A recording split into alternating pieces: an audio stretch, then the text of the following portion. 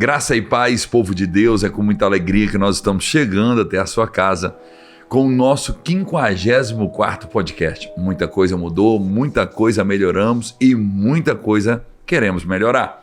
E eu quero, como sempre, contar com a sua parceria, enviando aí para os seus amigos e familiares, compartilhando esse podcast que ele pode ser assistir também no tempo exato. Que Deus te abençoe. E como sempre, nós temos convidado pessoas com história de vida, com conhecimento de vida, com experiência com Deus, pessoas que vêm trazer para nós um conteúdo muito especial. E hoje eu tenho junto comigo aqui no nosso estúdio uma ovelha especial, um rapaz que mora aqui, ó, no meu coração, um rapaz que eu admiro muito, que eu chamo de Rabi, é um mestre. É um rapaz muito querido, eu quero fazer a apresentação dele, inclusive nem anotei, vou fazer aqui no meu telefone. O nome, ele é filho de Débora Gomes de Almeida e Alan Vargas de Oliveira. Ele tem uma irmã por nome de Maria Eduarda.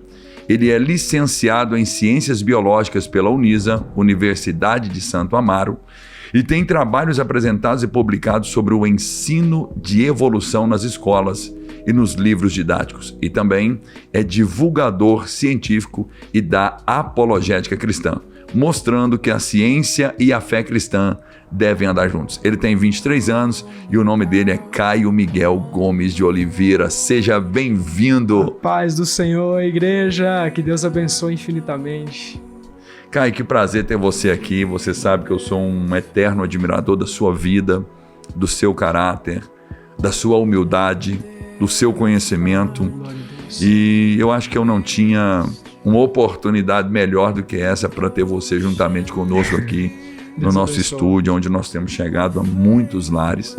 E com esse currículo seu, com esse conhecimento que você tem, eu creio que nós iremos alcançar um público grande, um público cristão, um público ateu, um público que está em dúvida. Esse é o nosso propósito. E eu quero que você fique totalmente em casa aqui, nesta noite tão especial, em nome de Jesus. Aleluia! Deus abençoe a nossa vida infinitamente. A gente está aqui principalmente não só para falar sobre ciência, evolução, religião, mas sim sobre a palavra de Deus. O mais importante, o que a gente quer destacar aqui é a sua palavra de Deus e que ela é digna de confiança e que o evangelho, acima de tudo, deve ser propagado. Glória a Deus. Meu querido, eu vou aproveitar o tempo e vou começar perguntando a você. E o nosso intuito é esclarecer, né? Claro. Para as nossas pessoas compartilhadas conosco aqui. E a primeira pergunta que eu te faço: por que o número de ateus cresceu tanto? É uma pergunta bem interessante, é uma pergunta a se refletir. Eu gostaria primeiramente de citar um versículo para a gente dar uma introdução sobre o nosso assunto, porque ele é muito complexo, mas vai ser total esclarecedor. Serei o mais didático possível e você vai entender cada ponto. O podcast é seu. Você está totalmente em casa, destrincha essa Bíblia aí e quer aceitar um cafezinho, fique à vontade. Obrigado, café zero açúcar, aceita? Eu aceito. Vamos tomar café hoje. O negócio aqui já está ficando mais sofisticado. Antigamente nós custava mexer aqui dentro, morrendo de medo, de vergonha.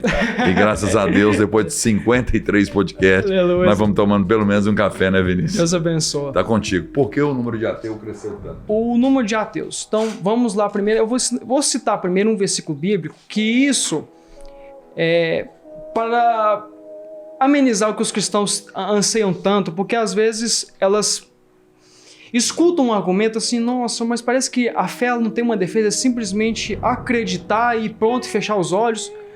Eu devo alertar vocês, pessoal, que a igreja, principalmente, como um todo, a fé, ela demanda evidências.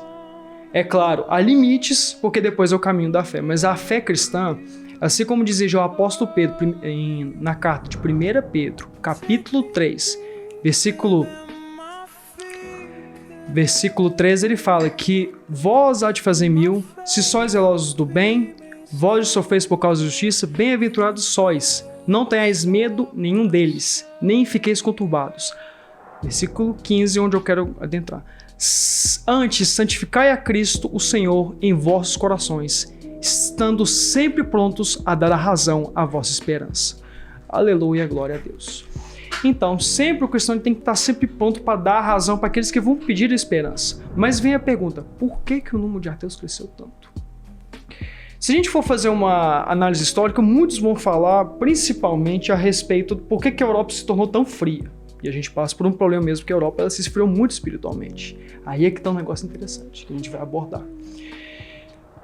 Muitos vão falar que foi a Revolução Científica, muitos vão falar que foi a teologia liberal, que é uma teologia 100% crítica. Só que a gente tem um livro muito interessante de um teólogo, filósofo, anglicano, ele não é da nossa linha pentecostal. O nome dele, Alistair McGrath. No seu livro, Paixão pela Verdade, ele comenta que o início da descrença das pessoas não foi nenhum desses assuntos que eu falei. Foi simplesmente o sensacionismo. Ou seja, aqueles que acreditam que os dons cessaram. E como eu, sendo um pentecostal continuista, os dons ainda permanecem até hoje. Mas foi um dos primeiros momentos que fez com que a espiritualidade das pessoas veio a se esfriar. Mas aí também vem outras coisas também, como enganação, guerras. Porque vamos pensar, por exemplo, naquela questão que aconteceu no século XX. O nazismo veio de uma questão católica e falava assim: nossa, como é que uma instituição que é amor e caridade aprova um homem matar pessoas, alguma coisa assim? E muitos largaram a fé, muitos se apostataram da fé por conta disso, por conta dessa hipocrisia, por conta dessa enganação. E aí o que aconteceu? Cá outro pastor, você pode ter testemunho até um pouco mais que eu, que logo depois dos 30 anos, pessoas tiveram um encontro com o Senhor. Muitas pessoas. Só que também esse número cresceu também devido às revoluções científicas, devido também ao novo iluminismo aí, por Kant, Descartes, entre outros também. Só que o principal, o início foi o sensacionismo. Depois das revoluções. E depois é que veio essa questão da hipocrisia com as igrejas. Mas aí é que é um negócio bem interessante, que a gente vai até falar um pouco sobre muitos atacam Deus. Seja porque uma ausência de paternidade, seja por uma questão atacar Deus por alguma ferida na alma. Então, em boa parte dos ateus que eu converso assim, não, aconteceu isso comigo na minha vida, não foi nem por uma questão racional, boa parte por uma questão mesmo emocional. O número de ateus cresceu por conta disso. Você concorda também dentro dessa linha explicativa sua, que essa questão de ausência paterna tem gerado nas pessoas uma ausência de Deus porque elas frustraram com a figura masculina do pai? Sim, porque acontece um outro negócio também. Porque, às vezes, o próprio Sigmund Freud, pai da psicanálise, que veio de uma família judaica, mas o Freud, o pai dele era um rabino, só que um rabino muito rigoroso. Sempre ficava seguindo, lei. E não demonstrava aquele amor, e depois de um tempo que o pai dele foi embora, o Deus que apresentava ficou caracterizado no pai dele. Então, tipo assim, meu pai só fica me cobrando lei, cadê o amor que eu recebi dele? Cadê o colo? Há outros que eu posso dar exemplo, tem o próprio Charles Darwin também, que ele tinha problemas também com o pai dele também, mas ele não se tornou agnóstico por conta da teoria evolutiva, ou simplesmente por conta do pai dele. O pai dele também tinha muita raiva do pai dele, porque pensa... A história do Darwin sobre a falta de paternidade foi muito importante ali, porque só depois que o pai dele morreu que ele teve que se perdoar de um jeito ou de outro. O que ele fez, né? O pai dele jogou ele num navio, tipo assim, vai pra você estudar, porque aqui você não deu certo em Londres, eu não vou te sustentar, estudar. E ele foi com muita raiva do pai dele, ele coloca isso nos escritos dele. Como que um abandono mesmo. Um abandono mesmo. E aí o Darwin passou por essas expedições, né? Fez a expedição do Beagle, passou aqui no Brasil, fez coletânea de fósseis, coletou. E só depois, 20 anos depois, ele voltou para Londres e fez a sua teoria evolutiva. Mas ele não se tornou agnóstico por conta do factual. Ele se tornou mesmo, assim, a confirmação de, infelizmente, um agnosticismo, que é basicamente... ele não sabe se crê ou não, é o famoso em cima do muro, e ele ele se tornou por conta da sua filha que ele mais amava, que era a Elizabeth Darwin, morreu por escarlatina. O que é essa? É uma doença em que, se você tem um casal que é muito próximo, né, por exemplo, primos se casarem, é chance de alguém se desenvolver. E é por aí que vai acontecendo, mas boa parte dos ateus é carência de pai. E assim como você buscou lá atrás na história muito bem, uma aula que você está dando pra gente aqui, esse número continua crescendo assustadoramente, né, Caio? Ah, muito. Porque o que acontece aí?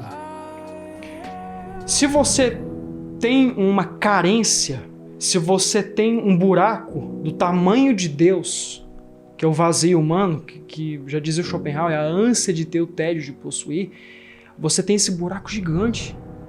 E que só Deus pode preencher, e as pessoas vão querer se afugentar em outras coisas, mas só depois. E elas tentam fugir de Deus, mas elas não esquecem que elas também estão sob a mão de Deus, que cá outra elas vão voltar para Ele. Exatamente. E outra coisa aqui que nós vamos falar é a importância da Bíblia apologética nos dias atuais. Como que você vê essa importância? Pastor, eu não vou falar só do Brasil, mas eu vou fazer uma citação de um pastor que eu gosto muito, que é o César Cavalcante. Ele falou uma coisa muito interessante. Precisamos de mais apologistas aqui no Brasil. Por quê? Porque, gente, desde os primórdios da igreja, de Pedro, de Paulo, de Tiago, existiam heresias na igreja. O que significa heresia? Heresia, do grego haireses, significa errar o alvo. Então, desde aquela época eles já enfrentavam dúvidas. Então, por exemplo, tinha o Paulo e o Pedro, eles tinham basicamente, quem que eles combatiam? Os gnósticos, aqueles que gostavam de introduzir elementos místicos ao cristianismo, que não tinha nada a ver com o que Jesus pregava, os judeus e os pagãos. Até hoje a gente passa com eles isso também, mas hoje eu estou vendo que está passando do limite. Então a gente vê coisas que não tem nenhum respaldo bíblico, fazer pessoas se apostatarem da fé por conta de uma heresia. E às vezes não sabe responder. Ah, não, na Bíblia. E às vezes assim, você pode encontrar uma resposta bíblica, mas às vezes a pessoa que te falou não vai ser convencida. E as heresias também crescem assim como cresce o ateísmo, né? Sim, quanto uma quanto outra. Por exemplo, existem heresias desde o século IV que estão até hoje. Por exemplo, o unicismo. O unicismo é a negação da Trindade. E a gente está no credo. Desde o século IV. Desde o século IV. Isso é proposto por Ário, que ele falava que Jesus não era Deus. Ou era um Deus menor. Isso já é heresia pura, porque na teologia paulina e joanina, Jesus declara em sã consciência que ele é Deus. Aí, se quiser discutir, aí eu falo, mas a autoridade máxima é Jesus. Você conheceu o Instituto Cristão de Pesquisa, o ICP, há anos atrás, em meados de 2006, 2005. O Instituto Cristão de Pesquisas, ele tinha um material apologético maravilhoso. E naquela época, onde a internet não tinha tanta velocidade, tanta influência, eles tinham um representante que ele visitava as igrejas. E eu me lembro que eu adquiri um kit apologético, combatendo mais de 30 seitas e heresias, inclusive esse kit era complementado ou completado com a Bíblia apologética. Muito bom, ótimo. E era um material que nós usávamos para evangelismo 1 a 1, onde você estava mostrando dentro da palavra, porque aí já não é ponto de vista, é a palavra, né? Palavra. E eu não sei se hoje ainda existe mais esse Instituto Cristão de Pesquisa. Eu mesmo, eu acho que eu tenho aqui uma Bíblia apologética aqui. É boa, aquela ali é muito relíquia, boa. Né? Tá ainda corrigida fiel. Uhum. Exatamente. Então isso é muito importante quando o cristão atenta para isso. Ou seja, ele não vai engolir uma heresia. E será também um canal de Deus para tirar o herético do caminho da perdição. Sim, é muito interessante, mas eu quero ressaltar uma coisa que muita gente gosta, assim, cara, você tem que entrar em debate. Eu vou falar uma coisa abertamente. Deus me chamou para ganhar debate, Deus me chamou para ganhar almas. Porque a pessoa, quando vai ganhando debate, começa a crescer. E não é muito bem assim. Deus chamou para o de evangelizar. É que o pessoal pensa tanto em debate, não, vamos fazer um debate, não. É porque o debate hoje é os moldes desse mundo, né? E Paulo entra em Romanos 12:2 falando que nós não devemos nos amoldar a esse mundo. Justo. Então hoje tem pessoas querendo discutir, debater, serem dono da razão, e você foi muito feliz na sua colocação, que você não foi chamado para ganhar debate, foi chamado para ganhar alma, né? Com certeza. Outra pergunta muito interessante aqui, essa aqui Você vai ser categórico para responder. Se o universo teve um começo, como ele pode nos evidenciar para Deus? Então, esse argumento, essas palavras, essas frases meio que confrontam tanto crentes quanto ateus. Por quê? Antes do século XX, os ateus e boa parte do pessoal da física teórica, cosmologia, sempre pensavam que o universo ele era eterno, autoexistente.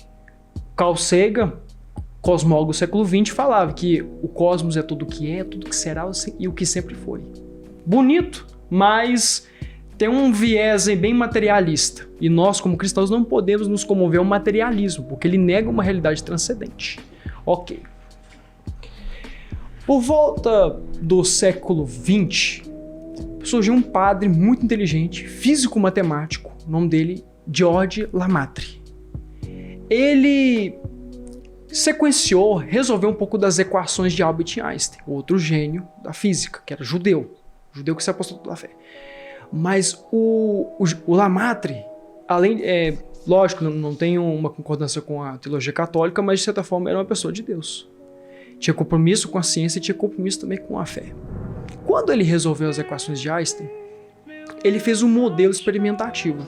Colocou 2 pontos, um A e um B. Só que ele percebeu que através desse modelo, esses pontos estavam se distanciando. E ele teve a ideia, gente, que o universo ele está em expansão. Mas se ele está em expansão, em algum momento esses 2 pontos estavam aqui juntos. Aí ele teve a ideia de postular a teoria do Big Bang.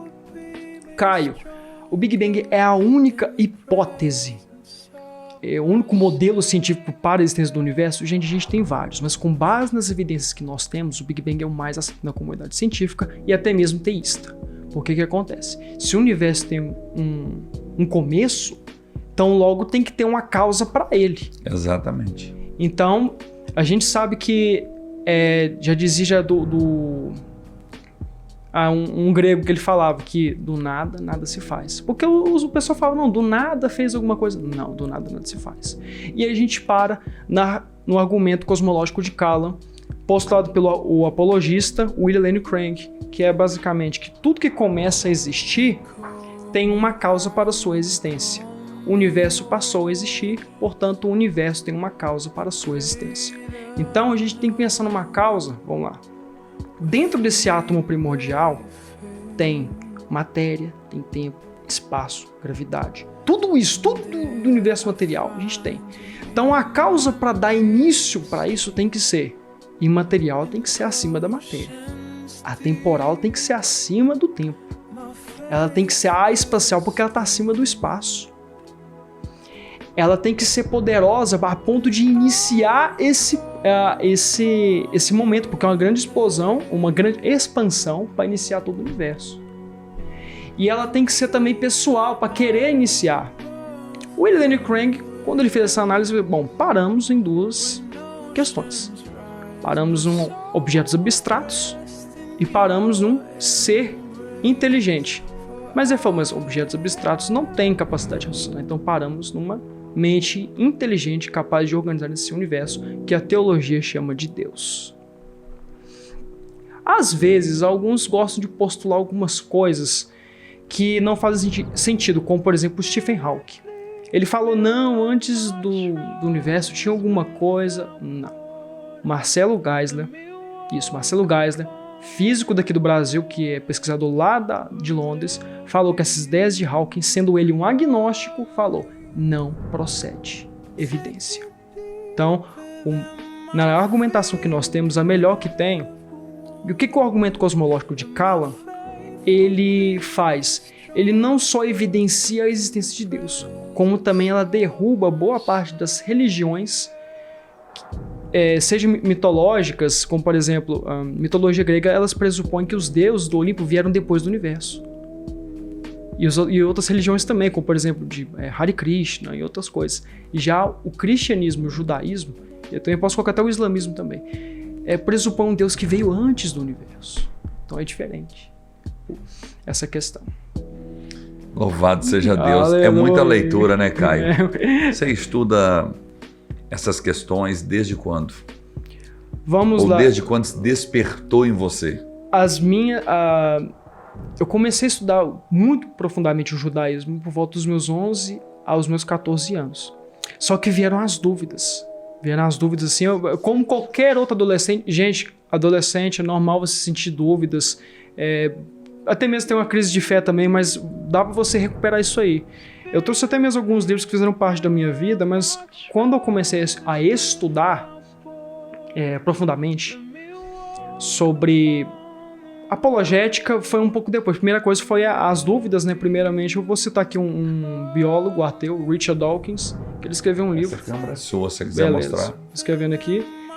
O Relojoeiro Cego, porque eu também estudei os dois lados. Eu não fiquei só na apologia, eu também estudei o ateísmo também. Então eu li, por exemplo, Richard Dawkins, que pra mim é meu divulgador científico favorito. Discordo tudo que ele fala de Deus, mas quando ele fala de ciência do campo dele, eu bato palmas pra ele. Eu falo assim, parabéns. Igual o Nietzsche também. O Nietzsche também, eu discordo todas as ideias ateístas dele, mas tinha umas coisas que ele falava, cara, bato palmas pra ele. Lógico. E como que ficou sua mente estudando totalmente o ateísmo e a teologia? Aí, beleza, eu fui... É uma linha muito fina, né? É uma linha muito fina, porque é muito fácil de você cair. Eu falo assim, crente, quero estudar sobre isso. Eu viro e a pessoa fala, não. Você tem alguma experiência espiritual, alguma coisa? Eu falo, até mesmo, tem experiência espiritual? Você aguentar tanto peso, porque isso aqui é material pesado. Isso aqui você se perde. Aí eu li tudo, Bart Ehrman, né, que é um historiador agnóstico, muito respeitado e criticado, viu? Pelo meio ateu e meio crente. Coitado. Depois eu vou abordar sobre isso aí. Depois, eu fui estudar apologética. Eu falei, não, eu vou ler agora. Aí, por volta dos meus 16, 17, eu fui ler William Lane Craig, Lewis Strobel, a respeito desse livro aqui sobre Jesus aqui, que Em Defesa de Cristo, para mim foi um dos livros assim muito bons. Por quê? Ele é um jornalista ateu que ele vai entrevistar acadêmicos sobre a existência, a divindade, a messianidade e a ressurreição de Jesus. Um livro muito bom. Li algumas coisas sobre ele, porque ele também era um ex-ateu. O próprio C.S. Lewis, né, gente? Não tem jeito que ele era um ex... Esse livro do C.S. Lewis é muito famoso, né? É muito famoso. O Evangelho Puro e Simples. Isso. Por quê? Porque ele era um professor catedrático de Cambridge. Ele era um ateu de carteirinha. Mas ele se converteu por alguns fatores. Algumas pessoas falam que foi o Tolkien, aquele que escreveu O Senhor dos Anéis, convenceu ele de alguma coisa. Eu não sei. Mas esse cara, depois da sua conversão, virou um dos maiores apologistas do século XX. E em algum momento desses estudos profundos, que você começou com 11 anos, hoje você está com 23, então 12 anos estudando. Isso. Algum momento você oscilou a sua fé ou chegou a desacreditar da existência de Deus? Não, eu posso dizer que quase me tornei um agnóstico, posso ser bem sincero com o senhor, porque, só corrigindo, eu fiquei dos 11 aos 14, judaísmo aprofundado, né, tradição judaica, messianidade, eu queria provar que Jesus era o Messias, mesmo ali, não sei pra quem, mas eu já vim com essa vontade, assim, que seja pra me provar. Aí depois dos meus 14 pra frente, aí veio essa questão de dúvidas, o ateísmo. Mas não, nunca cheguei a esse ponto assim de... Porque você é um crente pentecostal, crê no poder do Espírito Santo, e estuda profundo, porque hoje, filhão, eu vejo assim que a nossa geração, ela não tem, claro que não é todos, mas é uma forma de expressar. A nossa geração não tem estrutura para fazer um seminário de teologia. Eles entram numa sala de seminário teológico, eles vão desviar. Desvia. Porque cai muito também doutrina em questão de soteriologia, né? Calvinismo e arminianismo.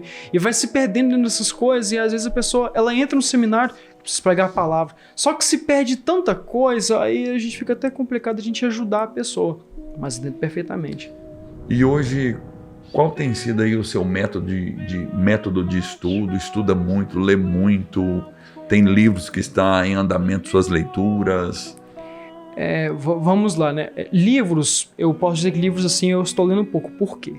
Eu leio mais artigo científico. A minha área, como você vê, é mais evolução. Então, para mim, eu pego fresquinho, o artigo, leio e entendo. O que acontece? O artigo, quando ele passa de 30 páginas, vira capítulo de livro. Então, boa parte dos artigos tem menos, então a gente lê. E livro demora mais, 3, 5 anos. Mas sempre tenho, todos os dias, leio alguma coisa de apologética. Aí vai, eu mesclo uma coisa de paleonto, uma coisa que eu gosto muito, né? Paleontologia, que é o estudo dos seres vivos do passado. Então vai tudo intercalando, e às vezes eu falo assim, eu canso, e às vezes eu falo que eu não saí do lugar, mas não é que eu não saí do lugar, porque é muita coisa, é a sede de conhecimento que faz assim, e a vontade de falar as pessoas assim, como o evangelho também, ele é rico também em evidências, também eu falo, gente, tá perto, é só se experimentar. Com certeza. Outra coisa, Caio, eu já sei a resposta dessa próxima pergunta, mas é bom porque a gente ouve muito isso. Porque hoje é grande o número de pessoas incrédulas, naturais, pessoas que criticam, duvidam e não conhecem nada de Deus. E elas confundem o Novo com o Antigo Testamento e vira aquela confusão. Mas vamos lá, qual é a pergunta? É uma pergunta um pouco maior. O Novo Testamento é confiável? Ele é um documento histórico digno de confiança ou um conjunto de histórias fictícias? Pois é, gente. Vamos lá, vamos falar a verdade, né? Gente, o Novo Testamento, infelizmente nós não temos os originais. Nossa, Caio, não temos originais, então o que nos sobrou? Calma, gente, calma, não finalizei o argumento.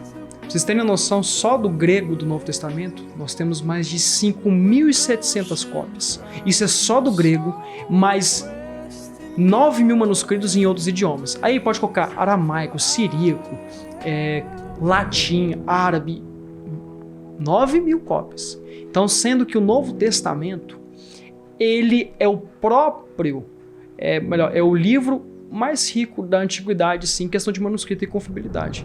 Por que acontece?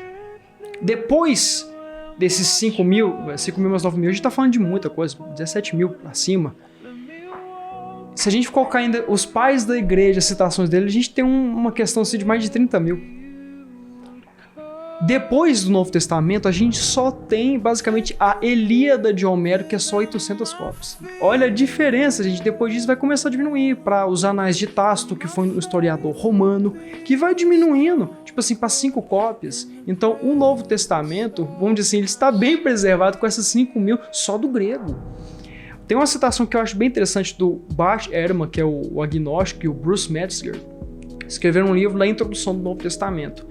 Diz aqui na citação do livro deles: afirmam que neste livro, o Novo Testamento, podemos ter um alto grau de confiança no que podemos reconstruir o texto original do Novo Testamento, o texto que está nas Bíblias que usamos, devido à abundância de evidências textuais que temos que comparar. Então, olha só para você ver. Então, só dos pais da igreja, e a gente também mais evidências que a gente pode reconstruir só dos pais da igreja, sem usar os evangelhos. A gente pode reconstruir todo o Novo Testamento das citações desses pais da igreja. E como você é um jovem rodeado de pessoas que vai sempre estar em dúvida, você recebe essas perguntas no dia a dia nas suas rodas de conversa? Recebo, ao mesmo tempo não recebo. Eu queria que recebesse mais, porque eu gosto de esclarecer dúvidas. Porque é bom, eu falo, gente, pode me perguntar. Essas dúvidas aí, não precisa ficar com receio. Pode me perguntar que eu quero. Será uma honra te responder. Eu posso te responder usando a Bíblia. Posso te responder extra bíblica, porque tem gente que não aceita isso. Uma pessoa que não acredita na Bíblia. Né? Não crê na Bíblia, então beleza. Então eu vou pegar uma coisa extra bíblica. Que eu peguei, por exemplo, aqui uma citação de um agnóstico falando que o Novo Testamento é confiável. E o cara é, tipo assim, um catedrático e ele é, tipo assim, bombardeado dos dois lados. E aí o que acontece? O pessoal vai falar: tem erro? Falei, gente, nós temos 150.000 variantes, mas dentro dessas 150.000 variantes do Novo Testamento, mais é erro ortográfico. Não é erro que afeta a doutrina, não é erro que afeta o sentido. A fidelidade da palavra. A fidelidade da palavra. Basicamente, mais assim, é erro ortográfico. Até mesmo porque a palavra ela vem dizendo que ela é totalmente inspirada por Deus. Ela é totalmente inspirada por Deus. Não tem como a gente duvidar. E bom será que através da sua vida nesse podcast pessoas sejam alcançadas. Aleluia. Para que dúvidas sejam retiradas, porque uma pessoa que anda na dúvida, ela anda num estado de escravidão muito grande. Outra coisa que nós vamos caminhar aqui, que hoje muitas pessoas também falam. Por exemplo, eu vou fazer 3 perguntas, mas uma de cada vez. Jesus existiu? Esse... Nós temos a resposta. Mas tem gente que não sabe. Tem gente que não sabe ou tem gente que não crê por ignorância. Eu tô sendo muito educado assim, porque não tem como. Não tem como. Eu poderia simplesmente citar o Evangelho de Lucas, capítulo 1 e 2. Porque, Lucas, para quem não conhece, um historiador, advogado, muito inteligente, outro nível naquela época. Andou junto com Paulo, outro erudito do judaísmo. Paulo basicamente é considerado um rabino pelo Sinédrio. Mas vamos lá. Evangelho de Lucas, capítulo 1. Visto que muitos já tentaram compor uma narração dos fatos que se cumpriram entre nós, conforme nos transmitiram que desde o princípio foram testemunhas oculares e ministros da palavra. A mim também pareceu conveniente, após a curada investigação de tudo, desde o princípio escrever-te de modo ordenado, ilustre Teófilo, para que verifiques a solidez dos ensinamentos que recebeste. Se for só... Lucas, o médico amado, né? Que a Bíblia diz sobre isso, ele. O médico amado. O médico amado. Se for só pela citação, alguém poderia falar, não, eu acredito, mas tem pessoa que é persistente e fala, não, isso aqui que tá na Bíblia, que é uma coisa extra-bíblica. Tá bom, vamos lá. O próprio Bart Ehrman, ele escreveu um livro dessa grossura falando sobre a existência de Jesus. E quem foi Bart? Bart Ehrman. É o estudioso, o acadêmico agnóstico. Certo. Ele chegou à conclusão que Jesus de fato existiu. E ele agnóstico. Um agnóstico. Ele foi e falou, gente, não tem dúvidas, Jesus existiu. Vou ser mais ousado ainda. Nenhum acadêmico nega a existência histórica de Jesus. Quem nega, eu falo abertamente, é misticista, é palpiteiro de internet. Eu tô falando abertamente mesmo. Acadêmicos não negam. Historiadores, filósofos, pode ser ateu, agnóstico, muçulmano, não vai negar a existência histórica de Jesus. Mas às vezes eles querem uma prova extra-bíblica. Tem muitas evidências extra-bíblicas sobre Jesus, que muita gente pensa, é só o evangelho que eu tô confiando e aos pais da igreja? Não, não é. Então vamos lá então. Vamos fazer uma citação primeiramente de Tácito, os Anais de Tácito, um historiador romano que não tinha vínculo nenhum com o cristianismo, fez uma citação interessante sobre Nero. Nero, o imperador romano, o mal que pôs fogo em Roma, e ele culpou aqueles dizer cristãos. Tal nome vem de Cristo, que no principado de Tiberio sofreu a condenação máxima sobre Pôncio Pilatos. Quando fala essa questão de condenação máxima, é referente à crucifixão, porque o gentio, né, o grego, o romano, jamais situava a palavra cruz, porque era como se fosse um palavrão. Que por isso que eles falam condenação máxima. Tá bom. Tem outro de um judeu. Esse aí é bem debatido porque ele é bem explícito de toda a carreira de Jesus. Flávio Josefo, historiador. Tem livro dele aqui. A História dos Hebreus. A História dos Hebreus. Vamos lá, citação. Por este tempo surgiu Jesus, homem sábio, se é que devemos chamá-lo de homem. Ele fez feitos extraordinários. Ele arrastou consigo muitos judeus e gentios. Ele foi condenado, ponto, né? E tem aqui, ele era o Messias, ponto. Aí tá. Ele foi condenado à execução máxima, crucificado por Pôncio Pilatos.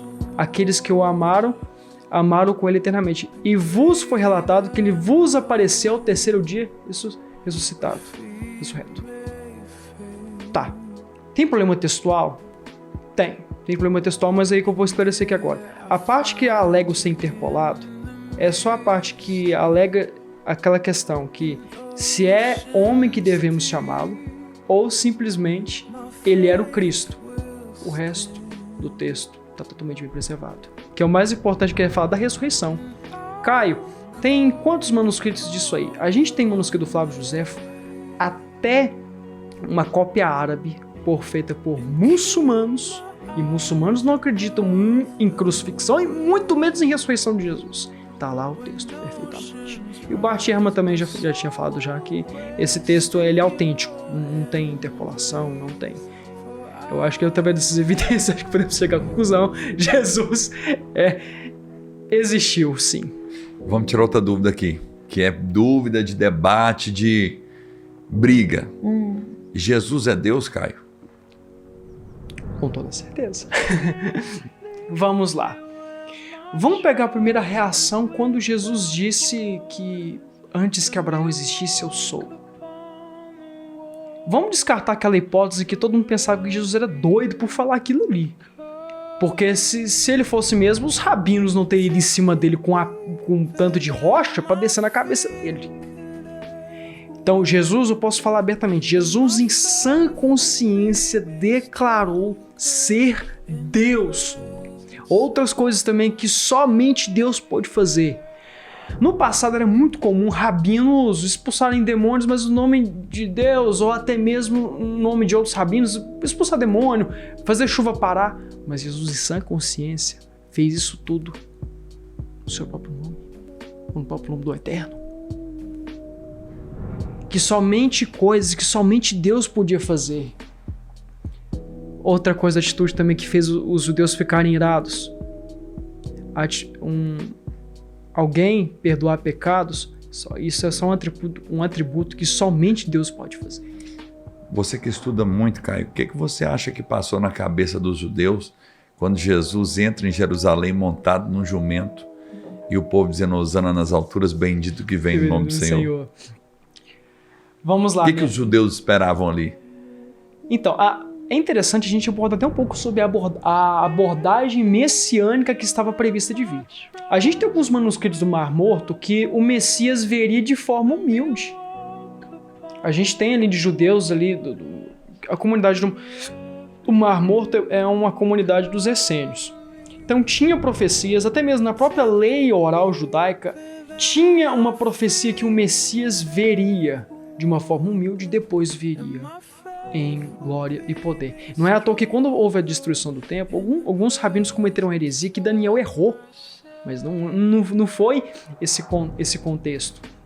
Porque tentaram ajustar, aí alguns falaram assim, não, talvez o Messias viria de uma forma humilde, depois viria como um rei para julgar as nações. Isso aí a gente tem tratado da Mishnah, Talmud, pouco, mas tem. Não confie na tradição oral judaica, jamais, só da escritura do Antigo Testamento e do Novo Testamento.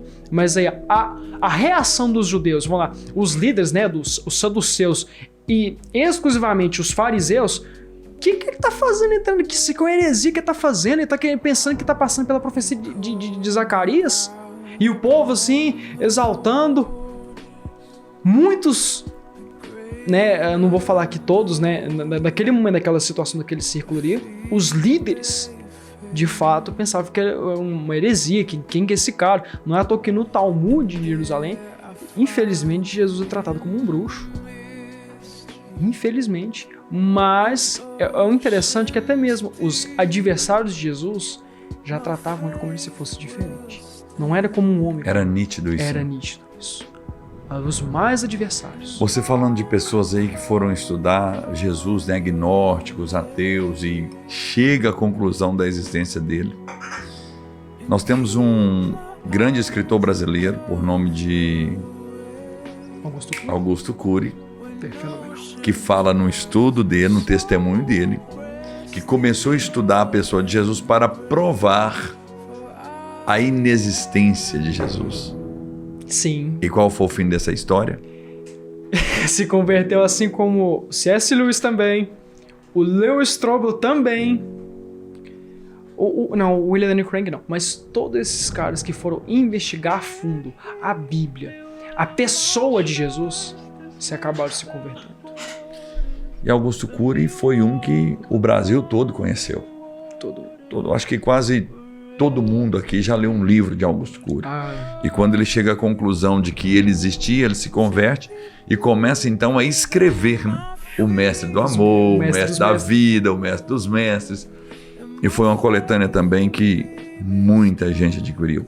Eu mesmo tinha aqui um desses livros, não tinha a coletânea completa, mas tinha um dos livros de Augusto Cury hoje, e é um dos grandes defensores do cristianismo hoje no Brasil. Com certeza. O Augusto Cury, eu posso falar que ele é um dos últimos apologista contra o ateísmo. Eu posso falar que ele é o primeiro mesmo, porque tem muita diversidade dos apologistas. Por exemplo, a minha, eu posso responder objeção de ateu, mas de responder, por exemplo, doutrina dentro de igreja, por exemplo, Vamos lá, unicismo, eu tenho um pouco de dificuldade. Não que seja impossível, eu tenho capacidade, mas o que eu mais aprofundei é para responder ateu. E não, tipo assim, heresia dentro das igrejas. Porque, por exemplo, tem apologistas que são mais específicos, por exemplo, César Cavalcante, Juliano Fraga.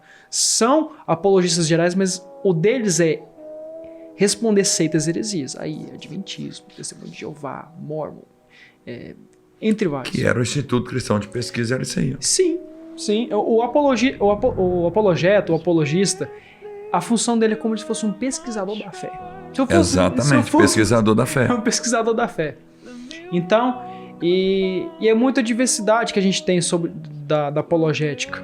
Que a gente tem, porque é tanta coisa que a gente tem que responder, porque a ortodoxia cristã é muito importante. Não estou falando da igreja ortodoxa cristã, não. Não, a ortodoxia é de preservar aquilo que já vem sido passado desde os ensinos dos apóstolos.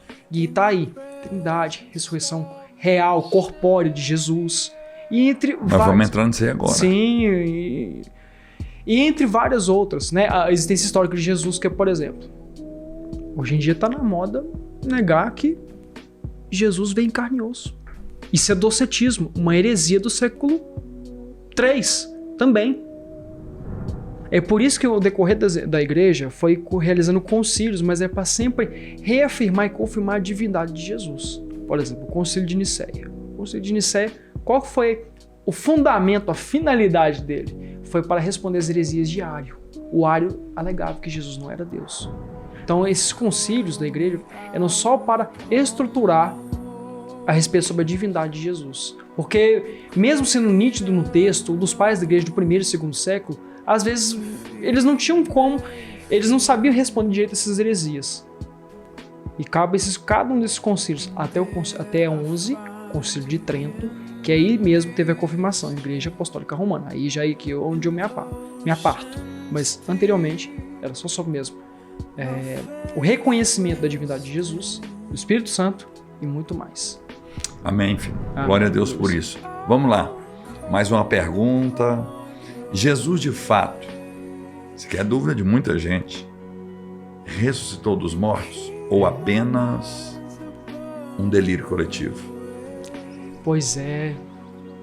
Vamos lá, né, gente? É bem debatido que a maior das evidências que prova o cristianismo ser verdadeiro e tema central da fé cristã é Jesus ter ressuscitado dos mortos. De fato, e tipo assim, é o coração mesmo do cristianismo, assim, é Jesus ter ressuscitado dos mortos. Que prova, tipo assim, sendo a religião verdadeira, prova diversas coisas através só dessa ressurreição corpórea. Vamos lá. Primeiramente, eu não vou citar os evangelhos, mas sim eu vou citar o credo do apóstolo Paulo, 1 Coríntios 15, por que eu vou citar primeiro ele e não os evangelhos? Questão de datação primeiro. Os evangelhos foram escritos por volta dos anos 50, alguma coisa ali. As epístolas também. Mas esse credo, com base em alguns estudiosos, esse credo estava circulando por volta do ano 38. Então é muito perto do acontecimento. Então já não poderia ser um acontecimento lendário. Por quê? Acontecimentos lendários demoram séculos para serem formados, porque eles precisam da primeira, da segunda, terceira geração para morrer, porque aí sim um mito pode ser introduzido, porque não tem ninguém para desmentir. Então o que acontece? Isso aqui então tinha testemunhos oculares presentes, então caso ele fosse escrever para ser uma invenção, ele podia simplesmente, não foi isso que aconteceu, não é mito por conta disso. Porque mitos, como o mito de Hércules, tudo isso aí, Apolônio de Tiano, demoraram séculos depois do acontecimento. Séculos. O Evangelho, ele começou a ser escrito no primeiro século, assim, com testemunhas oculares vivas. Que seja mais rico, então, ou seja, eles tiveram a certeza do que viram. Então vamos lá, então, o credo do apóstolo Paulo. Lembro vós, irmãos, o evangelho que vos anunciei, que recebeste, o quão permaneceis firmes, pelo qual sois salvos e guardeis os que eu vos anunciei, outro mal tereis acreditado. Transmiti em primeiro lugar aquilo que mesmo recebi. Cristo morreu por nossos pecados, segundo as Escrituras. Foi sepultado, ressuscitou ao terceiro dia, segundo as Escrituras. Apareceu a Cefas, que é o aramaico de Pedro, E depois aos 12, e em seguida apareceu a mais de 500 irmãos de uma vez, a maioria dos quais ainda vive. Enquanto alguns já adormeceram, posteriormente apareceu a Tiago e depois a todos os apóstolos. E em último lugar, apareceu também a mim como um abortivo. O que acontece? Esse testemunho de primeira mão. Por quê? Porque Paulo também viu Jesus ressurreto.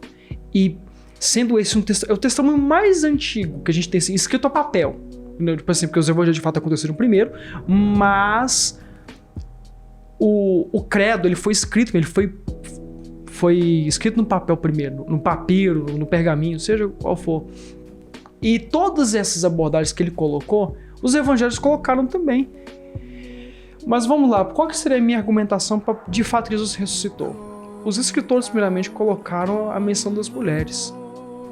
E naquela época eu já dizia o próprio texto bíblico que o testemunho das mulheres não era válido. Não fazia sentido se não fosse verdade, por que ele colocou então o testemunho das mulheres? É muito estranho isso aí, sendo que todos os Mateus e Lucas principalmente eram pessoas muito inteligentes. Marcos também era, João também, mas eu vou dar preferência mais a Mateus e a Lucas. E ele faz menções assim bem que é difícil, vamos dizer assim, não de se refutar. Porque acontece, Gálatas 1, 18, 19, tem uma palavra grega ali chamada historeu, né, que Paulo, quando ele vai se encontrar com Pedro, ele faz uma investigação. Aquela palavra assim que ele averiguou todos os fatos, assim, tipo assim, vocês viram o ressurreto também? Aí tem outra coisa também dos discípulos também. A própria reação dos discípulos mostra que não foi delírio coletivo, porque eles não estavam esperando. Os discípulos não estavam esperando hora nenhuma. E outra coisa também, uma ilusão. O pessoal fala, né? Muitos dos ateus gostam de falar, não, mas foi ilusão coletiva. A ilusão coletiva não procede por conta que somente mentes férteis poderiam receber. Vocês querem saber um exemplo de uma mente bem fértil que eu vou citar aqui agora? O Pedro era um cabeça dura. Tiago, um cético. E esses dois viram o Senhor Jesus e a igreja, e esses, quando os apóstolos, quando a igreja, falavam que eles estavam convictos do que eles viram. Aí tem a outra questão também, que eles morreram pelas suas crenças. Homens não morrem por mentira. Homens não morrem. O que eles passaram, cada um dos 12 apóstolos, pelo que eles passaram, só prova que o acontecimento, assim, porque se fosse mentira mesmo, podia apertar a pessoa, não, foi mentira. Não, mas não, eles foram até a morte, né? Pedro também foi até a morte de cruz, de cabeça para baixo. Tomé tomou flechada, entre mil outros. E outra coisa que não procede, uma ilusão pedir para te tocar não faz sentido. Pode tocar. Não faz sentido. Aí tem outras coisas também que muitos largaram suas crenças assim para viver verdadeiramente o evangelho. Ah, mas esse negócio aí, cara, da ressurreição, isso é coisa de crente. Então permita-me então fazer uma citação de um rabino ultra-ortodoxo, não acreditou em Jesus. Radical. Seu nome é Pinchas Lapide, ele escreveu um livro só sobre a ressurreição. E aqui está a citação. Em relação à futura ressurreição dos mortos, eu sou e continuo sendo fariseu. Em relação de Jesus, no domingo de Páscoa, fui saduceu por décadas. Eu não sou mais saduceu. Aceito a ressurreição de Jesus, não como uma invenção da comunidade de discípulos, mas como um evento histórico. Então, para você que fala, não, mas eu duvido, não, aqui eu estou trazendo uma citação de um rabino ultra-ortodoxo que falou que na citação não se converteu ao cristianismo, assumiu que Jesus ressuscitou dentre os mortos, ou seja, é um evento histórico. E pelo também aquilo que os apóstolos passaram também, já diz também muita coisa. E a ressurreição foi algo que, a respeito das 500 pessoas também, é uma coisa que muitos duvidaram também. Que eu vou falar também um pouco mais sobre essa questão da alucinação. Gente, não faz sentido. Por que acontece? A alucinação, ela é só durante 5 minutos no máximo. Jesus ficou mais de um mês. Pega, por exemplo, o livro de Atos, por exemplo. Ficou muito tempo com os apóstolos. Vários lugares, vários encontros, várias pessoas viram ele e falaram. Mas não, gente, não dá. E as 500 pessoas quebram esse paradigma de ser um delírio coletivo, porque muitos não estavam esperando para ver. E viram. e estavam convictos do que viram. De citação final, eu vou colocar aqui 2 Pedro 1,16, que eu gosto também muito dessa citação, desse versículo, porque fala: com efeito, não foi seguindo fábulas sutis, mas por termos sido testemunhas oculares da sua majestade, que vós demos a conhecer o poder e a vinda do nosso Senhor Jesus Cristo.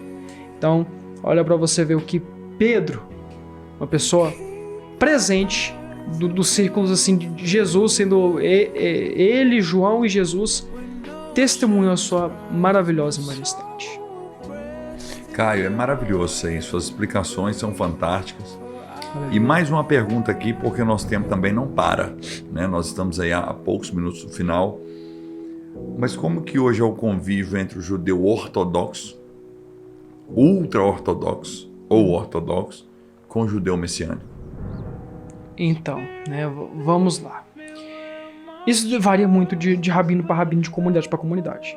Porque tem, de fato, se você for em Israel, se você for em algumas comunidades ortodoxas, chegou cristão, qualquer pessoa, você chega até de cuspir, nossa, abertamente. Você vê vídeo, você vê pessoa testemunhando, nossa, mas tem outros que são mais receptivos. Eu tive a oportunidade de estudar com um rabino ortodoxo. Estudei por um tempo, foi só o livro de Esther. Aqui em Patos? Não, online. O Rabino Sani. Explicações perfeitas, excelentes.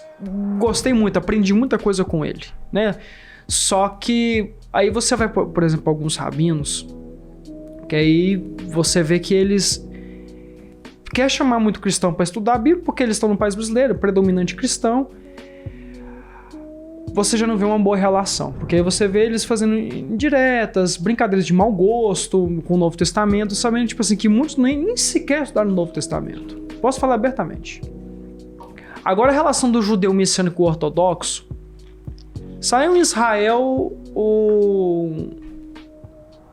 tipo um artigo tipo assim, falando de quanto de pessoas de religiões temos aqui. Aí o número de cristãos ele cresceu muito. Só que não foi o número de cristãos que cresceu muito. Os judeus que fizeram isso aí, colocaram os judeus messiânicos no cristianismo, como cristãos. E um judeu messiânico vai falar, olha, eu não sou cristão. Eu sou judeu, vim de mãe judia, cumpro o Torá, faço isso e aquilo. E não sou cristão, sou judeu messiânico. Aí rola essa briga de nomenclatura, fala, não, se você aceita Jesus, você já não é mais judeu messiânico, não existe esse termo, você é cristão, e é bem debatido a respeito sobre isso aí, mas pra mim, eu não tenho uma conclusão muito a respeito sobre esses dois movimentos, porque alguns judeus messiânicos, se eu for conversar, não tô falando que todos, mas boa parte, não acreditam na Trindade, então é muito complicado, então defende muito a unicidade de Deus. Só que, já dizia o Deuteronômio 6,4, Shema Israel, Adonai Eloheinu, Adonai Echad, né? Ouve Israel, o Senhor é o nosso único Deus, e o nosso único Deus. Aquela palavra Echad é uma unidade composta, não é Yahid, que é unidade absoluta. Então, abre um espaço assim para a Trindade? Tem, lógico, várias menções, capítulos no Antigo Testamento, tem explicação para a Trindade, né? Só que é bem debatido a respeito sobre o rabinato ortodoxo considerar o messiânico. Porque boa parte fala, não, o judeu messiânico é evangélico. E não é muito bem assim. Eles têm raízes, eles têm aquela questão de ortopraxia, né, de seguir a prática da lei mesmo, de fazer tudo que o judeu faz. Circuncisão e tudo mais. Você acha que um judeu messiânico ou um ortodoxo crê em milagres? Depende de comunidade para comunidade, mas se eu for pegar um bem ortodoxo mesmo, assim, que pega bem à risca a lei, pode pegar quanto a lei oral, quanto a lei escrita. Sim, ele não pode duvidar, porque há vários milagres que foram acontecendo. Só que aí, o que aconteceu também? O ortodoxo, ele sempre vai seguir à risca a linha da Torá, então, de fato, os milagres aconteceram. Mas se você perguntar isso para um judeu reformado, muitos podem duvidar de milagres, duvidar que Moisés escreveu o Pentateuco, que no caso aí já a gente entra em algumas heresias por aí. Então, dependendo da comunidade, um conservador, de fato, existem milagres que podem acontecer e é até interessante, citando os fariseus diferentes dos saduceus, acreditavam em ressurreição. Saduceu, não. O Flávio José faz até uma menção, né, que saduceus, vocês são vendidos a Roma porque vocês são comprados e isso e aquilo. Filhão, tô vendo aqui que você tem trabalhos apresentados e publicados. Hoje, quantos artigos publicados que você já tem? No momento, até agora, tem só um. Minha apresentação também, a apresentação tem algumas por aí. Apresento em eventos, faculdades, escolas também. Gosto muito de fazer apresentação em escolas. Por quê? Porque às vezes a gente gosta de quebrar alguns paradigmas na escola, porque às vezes o professor não tem tempo. Eu entendo a relação do professor. Às vezes ele não tem tempo, às vezes ele não tem um conhecimento assim tão aprofundado. Não tô julgando o professor. Claro, a vida deles é muito corrida. Sim, é muito corrida. E muito importante, sim, né, o professor. E às vezes fica fazendo aquela brincadeira. Sangue novo tá aí, né? Eu falei, acabei de sair da faculdade, a gente volta com inovações. Você tá dando aula, Caio? No momento, não. Mas já deu aula? Né? Já desde a minha graduação, se eu for mais ousar, desde o meu estágio, desde 2021 estou dando aula de biologia, ciências, mas pelo meu conhecimento, assim, aprofundando muita coisa, eu posso dar aula de muita coisa. Fico brincando assim, mas biologia e ciências é a minha especialidade. E qual foi esse artigo que você publicou? O meu artigo publicado, eu estava questionando a respeito sobre a evolução em livros didáticos, porque será que esses autores estão fazendo uma boa abordagem?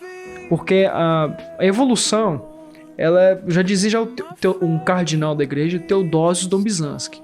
Na biologia, nada faz sentido, a não ser o pensamento da luz da evolução. Então, eu fui trabalhar no meio desses assuntos. De fato, os livros que eu peguei estão muito bons, estão bem conservados, mas eu percebi que ainda tem materiais antigos que são melhores dos que eu peguei. E eu fico muito triste, às vezes eu pego livros didáticos, assim, não só sobre ensino de evolução, mas em geral, assim, eu tô vendo coisa... Não. Tinha que dar mais uma aprofundada, uma explicação. Eu fico até brincando, os livros antigos são melhores que os livros atuais. Vai como que... defasando o quesito de conteúdo, profundidade. Sim. Eu, particularmente, Caio, eu dou muito mais valor numa leitura de um livro antigo do que algo na internet.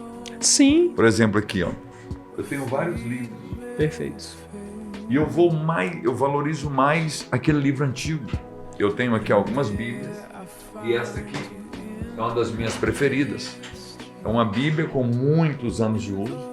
Você pode olhar aqui. Nossa. Tá amarela. Né? Isso é bom, isso mostra que foi bem utilizado. Ganhei uma capa de couro justamente para preservação dela.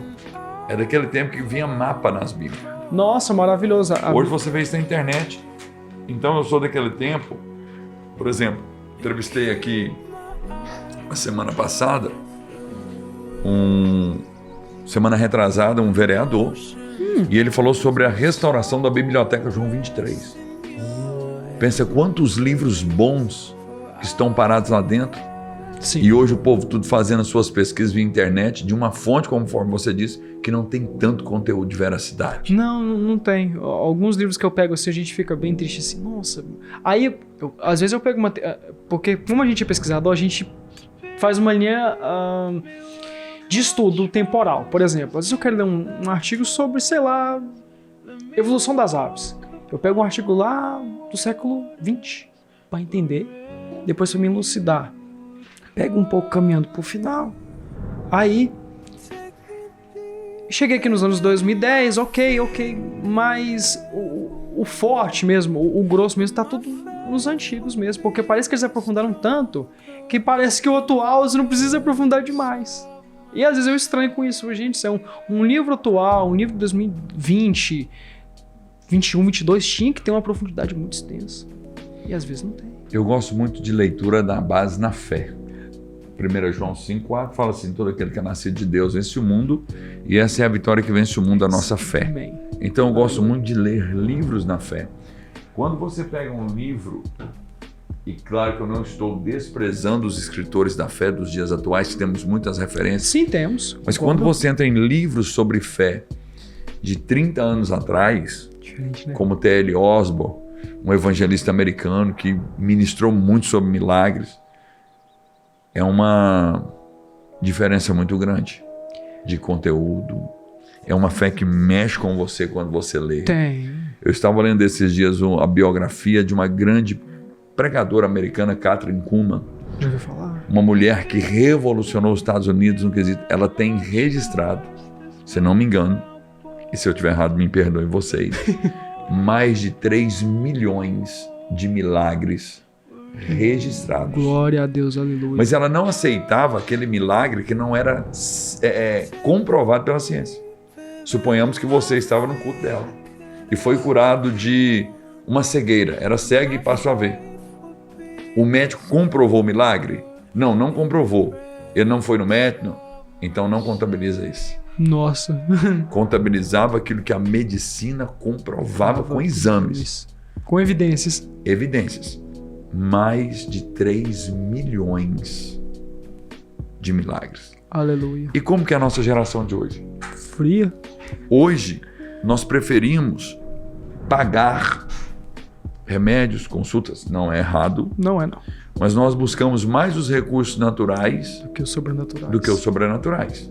Então, voltando aqui nas suas colocações, nessa evolução dos livros didáticos, eu te incentivo realmente a entrar nisso aí.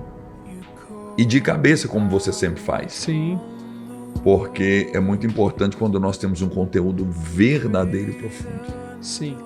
O senhor tinha falado a respeito sobre milagres, eu achei bem interessante.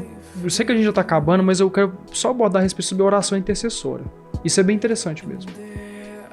O Richard Dawkins escreveu o livro Deus no Delírio. Ficou muito famoso depois daquele atentado lá em Londres, né? E como ele era um zoólogo de Oxford, então ele escreveu, juntou uma galera e escreveu aquele livro Deus no Delírio. Cheguei a ler, pesado. Inclusive até os livros do Dawkins eu posso falar que são atemporais também, porque quando ele fala de comportamento humano, com base na genética, que ambiente modula a pessoa, são livros da década de 80. E até hoje são usados. Esse aqui também é da década de 80 também, é usado até hoje, para estudo, alguma coisa assim. Voltando à oração intercessora. Ele lançou no livro dele um artigo falando sobre que não há provas da oração intercessora. Um ano depois saiu um artigo científico provando que há pessoas que são curadas graças à oração intercessora. Um dos melhores livros que eu já li até hoje na minha vida, e já li algumas vezes, está aqui, ó. O Intercessor. O Intercessor. Norman Grubb. O Norman Grubb é o escritor sobre o Sr. Rhys Wills, que viveu aí o grande avivamento do país de Gales. Esse homem aqui menciona um período que ele mudou a rota de uma guerra contra Hitler. Glória a Deus. Através da oração intercessória. Então esse livro, até mesmo aqui na igreja, a maioria do nosso pessoal já leu e tem. Clássicos Betânia. Totalmente poderoso, comprovado sobre o poder da oração intercessória. Deus é maravilhoso. Então, recomendo, quero até mostrar de novo, O Intercessor, o escritor Norman Grubb. Você pode comprar, hoje você acha esse livro aí, acho que na nossa livraria aqui não temos mais, e é livro antigo, eu tenho ele desde 22 de maio de 2012. É um tempinho, pastor. Antigo, não empresto, já emprestei alguns, perdi. Eu também não peço os meus, também sou um pouco ciumento. Eu aconselho, aqui está um verdadeiro intercessor. Você vai comprar esse livro na internet por R$50, eu não sei, dependendo do site, R$50. Você que é crente ou que não é crente, compra e tenha como um documento na sua casa. Meu filho, eu quero externar minha gratidão e deixar aberto o convite. Eu quero que você formula para mim mais assuntos. Eu quero você de volta aqui. Glória a Deus. Para a gente trazer aqui esse rico conhecimento. Deus abençoe. Para alcançarmos todas as classes de pessoas. É o ID. O ID. Aquele que conhece muito, aquele que não conhece nada, aquele que começou a conhecer mais ou menos. Aleluia. Você vai voltar aqui para a gente tá falando novamente. Que Deus te abençoe. Amém. Quero aproveitar e mandar um abraço para sua mãe, Aleluia. para sua irmã Duda. Deus te abençoe, Duda. Deus abençoe a Débora, seu pai. Aleluia. Seu pai tem patrocínio. Tá em patrocínio. Alan, Deus te abençoe. Seu filho aqui tá de parabéns. Beijo pra vocês, família. Eu quero dar só uma palavrinha final. Claro, você vai dar uma palavrinha final e fazer a oração final. Oh, aleluia, glória a Deus. Gente, eu fiz aqui citação, eu fiz aqui... Contei uma história, basicamente... Lancei uma argumentação que você pode ser racional, você pode ser cientista e aceitar a existência de Deus e juntamente a evidência da ressurreição. Mas nada adianta você pegar essas evidências e colocar tudo dentro de uma gaveta e deixar lá guardado. Exato. O Lewis Strobel ele comentou uma coisa muito importante, assim, com o último cara que ele entrevistou falou assim, olha, você tem essa argumentação toda aí? Legal, interessante. Mas você ficou convicto? Sim. Então é que você tem que partir para o campo experimental. Que aí eu já vou te pedir já pra gente fazer uma oração junto. Vou fazer aqui uma oração que é o Deus vivo de Israel, nosso Pai, Pai da eternidade. Vamos lá. Pode fazer aquela oração em hebraico, do jeito que você tá na sua casa. Eu sei que eu tô em casa, mas não vou fazer em hebraico não, porque eu tenho que as pessoas entenderem. Amém, amém. Senhor, nosso Deus, Senhor, vosso Pai, Senhor Jesus, eu quero te agradecer por esse dia maravilhoso, que o Senhor Jesus Cristo, em que sua palavra foi falada, a sua palavra inspirada, inerrante, infalível, foi falada, que esse podcast pode ser falado, pode ser visto por muitas pessoas, porque é o seu reino que está sendo levado. O que mais nós queremos é as pessoas vendo o Senhor Jesus, que elas podem ver o Senhor, chegar até de tocar no Senhor Jesus. Eu te agradeço por tudo, meu Pai, pela oportunidade, agradecer pela vida do meu pastor, por tudo. O Senhor Jesus Cristo é bom e sua misericórdia dura para sempre. Amém. Amém, graças a Deus. Filhão, Deus te abençoe. Amém. Muito obrigado Aleluia. Pelo seu tempo, seu conhecimento. Continua essa referência que você é. Eu te amo muito. Tenho você como uma das pessoas mais nobres que eu conheço. Viu? De todo o meu coração. Te admiro demais da conta. Que Deus continue te honrando, Aleluia. Soprando seu nome. E o próximo desafio que eu quero te fazer, um é voltar aqui e o outro é subir a montanha de legendários. Aleluia, vamos viu? subir. Não vamos te deixar de fora. Não vamos. Viu? E assim nós encerramos o nosso podcast. Que Deus te abençoe. Todas as segundas-feiras, às 19 horas, na sua casa. Compartilhe, se você não é inscrito, inscreva. Igreja Evangélica Fé e Milagres, Rua Ouro Preto, 715, bairro Santo Antônio, Patos de Minas, Minas Gerais, Brasil. As nossas programações, domingo às 19 horas, terças e quintas-feiras, às 19h30. Venha nos fazer uma visita e receber o nosso abraço. Que Deus te abençoe e até a semana que vem.